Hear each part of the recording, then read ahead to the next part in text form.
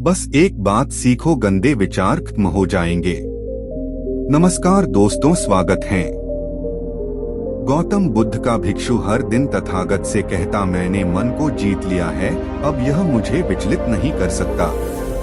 तो एक दिन गौतम बुद्ध ने कहा, ठीक है, आप दक्षिण दिशा में भिक्षा मांगने जाओ। यही आपकी आखिरी चुनौती है। फिर अगले दिन ही भिक्षु ने व्याकुल होकर कहा, मुझसे बड़ी गलती हुई, लेकिन अब मैं दोबारा उस दिशा में भिक्षा मांगने नहीं जाऊंगा। यह कहानी शुरू होती है जब एक बड़े प्रदेश का राजकुमार अपना राजमहल सब कुछ त्याग कर बौद्ध संघ में शामिल हुआ। शुरुआती दिनों में नए भिक्षु ध्यान करना सीखते, इसके साथ साथ गौतम बुद्ध उन्हें भिक्षा मांगने भेजते ताकि भिक्षुओं का अहम कमजोर हो और उनका व्यवहार विनम्र हो जाए। संघ में आने के कुछ समय पश्चात राजकुमार भी भिक्षाटन पर जाने लगा। शुरू में सब ठीक था, लेकिन कुछ ही दिनों में घटना घटी जिस कारण राजकुमार विचलित हो गया और उसने भिक्षाटन पर जाने से मना कर दिया। भिक्षाटन का नियम था कि भिक्षु केवल 2 घरों में भिक्षा मांगते और नहीं मिलती तो आश्रम वापस आकर जल ग्रहण करते। एक बार राजकुमार भिक्षु नगर में भिक्षा मांगने निकला और दुस्सहयोग से भिक्षा नहीं मिली। शुरू में राजकुमार भिक्षु को निराशा हुई, लेकिन कुछ ही पलों में उसका मन शांत हो गया, जैसे कुछ हुआ ही ना हो। बिना प्रयास के आज भिक्षु बड़ा प्रसन्न था। उसने लौटकर गौतम बुद्ध से कहा, आज मुझे भिक्षा प्राप्त नहीं हुई, लेकिन मेरा मन शांत है। ना किसी विचार ने मुझे परेशान किया। गौतम बुद्ध भिक्षु की सारी भावनाएं समझ रहे थे। तथागत ने कहा, अच्छी बात है, अब आप कल महल की तरफ भिक्षा मांगने जाना। भिक्षु ने आज्ञा का पालन किया और अगले दिन भिक्षा मांगने निकल गया। कुछ देर बाद जब भिक्षु महल के आगे से गुजरा तो उसे अपना महल याद आ गया कि कैसे वह ऐशो आराम का जीवन जीता था। भिक्षु ने सोचा, महल में खाने को स्वादिष्ट पकवान मिलते और सेवा करने को कई नौकर होते और सभी प्रकार के सुख मिलते। ऐसा सोचते सोचते भिक्षु के मन में इच्छा हुई कि आज बढ़िया भोजन मिल जाए। तभी भिक्षु सचेत हो गया कि यह सब अतीत की स्मृतियां हैं और मैं केवल इन्हें देख रहा हूँ। पुरानी यादों के ताजा होने से मन में कुछ इच्छाएं प्रकट हो रही हैं। यह भी मैं केवल देख रहा हूँ। अगर मैं इन शारीरिक इच्छाओं को पूरी करने की लालसा रखूं, तो मैं मन की शांति और यह जागृत अवस्था खो दूंगा। भिक्षु ने महसूस किया कि जब जब हम स्वयं को 2 कदम आगे ले जाते हैं, चेतना का स्तर ऊपर उठाते हैं, तब तब मन इस प्रकार के खेल खेलता है। जब हम मन को शांत करने लगते हैं, तब मन हमें बेचैन करने की पूरी कोशिश करता है। भिक्षु यह सोचकर बहुत खुश हुआ, क्योंकि आज उसने आत्मचिंतन से मन के बारे में गहरी समझ और सूक्ष्म दृष्टि प्राप्त कर ली। भिक्षु ने आश्रम आकर गौतम बुद्ध को सारी बात बताई और कहा, तथागत, आज मुझे आपकी कृपा से सूक्ष्म दृष्टि प्राप्त हुई। मन हमें बार बार इच्छाओं में उलझाना चाहता है। महल को देखकर मुझे भी पुराने सुखों का स्मरण हो आया, लेकिन आज भी विचार मुझे छू नहीं पाए। गौतम बुद्ध ने कहा, अच्छी बात है, कल नगर की दक्षिण दिशा में जाना, वहाँ एक हवेली है, वहाँ मन और विचारों पर उपदेश देकर आना। भिक्षु बहुत खुश हुआ। आज वो जल्दी जल्दी चल रहा था, क्योंकि वो उपदेश देने जा रहा था। पर दोस्तों, इस बार की यात्रा भिक्षु पर भारी पड़ने वाली थी। कुछ ही देर में भिक्षु हवेली पहुंचा और भिक्षा के लिए आवाज लगाई। आवाज सुनकर एक सुंदर युवती बाहर आई। भिक्षु ने सोचा कि इस युवती की सुंदरता को देखकर मेरे मन में कोई विचार नहीं आना चाहिए, क्योंकि मेरा यहाँ आने का प्रयोजन तो इसको उपदेश देना है। युवती ने भिक्षु को प्रणाम किया और कहा, आइए पहले भोजन ग्रहण कीजिए। भिक्षु ने भोजन किया, फिर सोचा कि उपदेश देने से पहले थोड़ा आराम कर लेता तो अच्छा होता। भिक्षु यह सब सोच ही रहा था। इसी बीच युवती ने कहा, श्रीमान, आपने अभी अभी अन्न ग्रहण किया है, अब थोड़ा आराम कर लीजिए, फिर उपदेश शुरू करना। यह सुनते ही भिक्षु सतर्क हो गया। जो योजना वह मन में बना रहा था, यह महिला वह सब बिन बताए करती जा रही थी। भिक्षु ने सोचा, यह सब संयोग है। यहाँ लोग भोजन के बाद आराम करते होंगे। फिर भिक्षु आराम करने लेट गया और विचार करने लगा कि महिला कितनी समझदार है और इसकी सुंदरता बेजोड़ है। अगर मैं राजकुमार होता तो ऐसी ही स्त्री के साथ विवाह करता। भिक्षु के मन में ऐसे ही कुछ विचार चल रहे थे। इतने में युवती फिर से आई और बोली, अगर आप राजकुमार होते तो मुझे उपदेश कैसे देते? भिक्षु जी, आप तो मुझे उपदेश देने आए थे ना? युवती का इतना कहते ही भिक्षु को स्पष्ट हो गया कि युवती तो मन पढ़ सकती है। भिक्षु घबरा गया और हाथ जोड़कर पूछा, क्या आप मेरा मन पढ़ सकती हैं? युवती ने कहा, क्षमा कीजिए, ध्यान करते करते मेरा मन शांत हो गया है, इसलिए बड़ी आसानी से मुझे दूसरों के विचार अपने आप महसूस हो जाते हैं, उनकी भावनाएं समझ आ जाती हैं। जब भिक्षु ने सुना तो उसके पैरों तले जमीन सरक गई। फिर बिना कुछ बोले भिक्षु तत्काल आश्रम की ओर चल पड़ा। रास्ते में चलते हुए भिक्षु का दिमाग फटा जा रहा था, उसकी बेचैनी बढ़ गई थी। भिक्षु खुद को कोसने लगा कि मेरे मन में युवती के लिए ऐसे विचार क्यों आ रहे थे।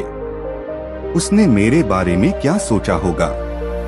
अगर यह बात लोगों को पता चलेगी तो लोग भिक्षुओं और संघ के बारे में क्या सोचेंगे? आज भिक्षु बहुत लज्जत महसूस कर रहा था और वह थोड़ी ही देर में आश्रम पहुंच गया।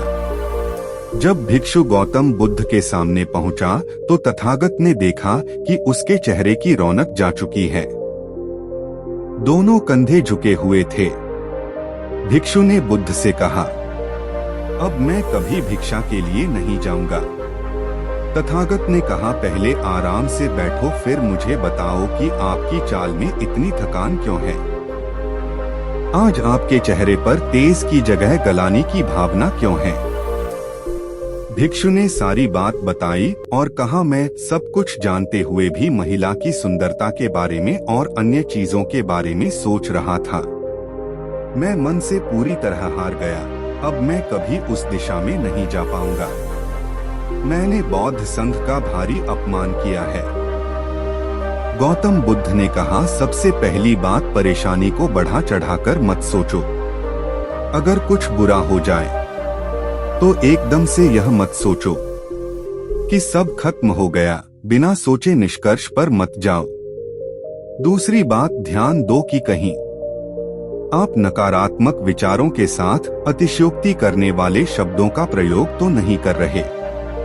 जैसे मैं हमेशा हारता हूँ, जीवन में कुछ नहीं बचा। मैं मन से पूरी तरह हार गया। मेरे साथ कोई नहीं है, क्योंकि ऐसा करने से मन अति भावुक और विचलित हो जाता है और नकारात्मक विचारों के चक्र में फंसा रहता है।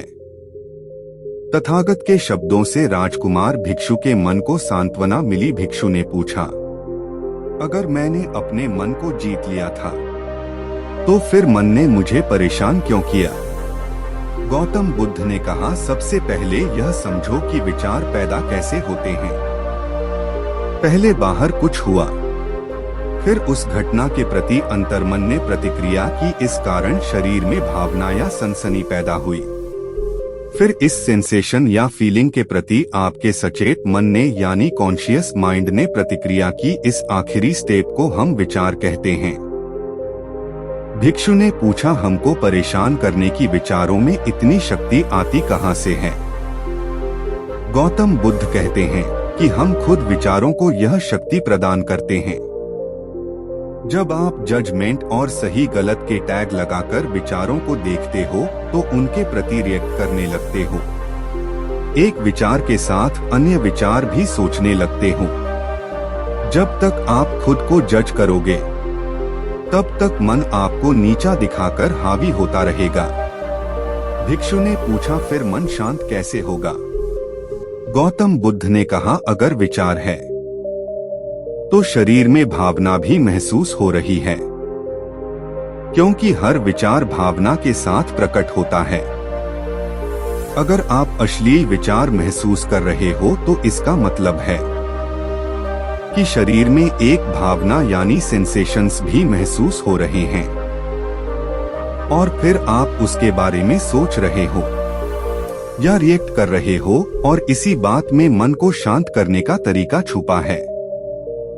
हर विचार को देखना कठिन है क्योंकि विचारों का वेग तेज है, लेकिन शरीर में महसूस हो रही भावना यानी सेंसेशंस को देखना आसान है क्योंकि यह देर तक बनी रहती हैं। अगर इन्हें बिना जजमेंट के सही गलत का मतलब लगाए सिर्फ देखा जाए तो यह गायब भी हो जाती हैं। तब मन के पीछे जो शांति है वो प्रकट होती है और उस शांति में एहसास होता है कि मन हमारा कुछ नहीं बिगाड़ सकता। हमारा अंतर्मन कैसे ठीक होता है। नॉन जजमेंट से अगर हम किसी भी इंसान या घटना या फिर अपने मन को बिना जजमेंट के देखते हैं तो मन के साथ साथ अंतर्मन अपने आप स्वस्थ और शांत होने लगता है। अगर आपने मात्र यह देखा होता कि इस औरत के प्रति विचार केवल मेरे अंतर्मन के रिएक्शन के कारण है और यह मैं केवल देख रहा हूँ, मन में बहुत कुछ चल रहा है लेकिन मैं सांस के प्रति सचेत हूँ, मैं शरीर में होने वाली प्रतिक्रिया को देख रहा हूँ, तब भी आप सचेत होकर दृष्टा भाव में लौट आते। मन के पीछे जो शांति है वह हमारी सबसे बड़ी ताकत है। हम बड़ी आसानी से विचारों को शांत कर सकते हैं और एक दिन यह जान सकते हैं कि किसी भी प्रकार का विचार चिंता असल में इस शांति को पार नहीं कर सकता। हम हमेशा विचारों से अछूते हैं। गौतम बुद्ध कहते हैं, आप याद रखो विचार आपसे हैं। आप विचारों से नहीं, आप हमेशा ही अपने विचारों से शक्तिशाली हो, अपने डरों और चिंताओं से शक्तिशाली हो। अब आप अगले 7 दिन युवती के घर भिक्षा मांगने जाओगे और ध्यान रखना, अपने विचारों को जज मत करना। अच्छे बुरे विचार केवल तुम्हारा द्वार खटखटाते हैं। आप केवल इतना याद रखना कि आप वह शांति हो जिसमें सब प्रकट हो रहा है। अगले दिन भिक्षु पूरे मार्ग जागृत होकर चला।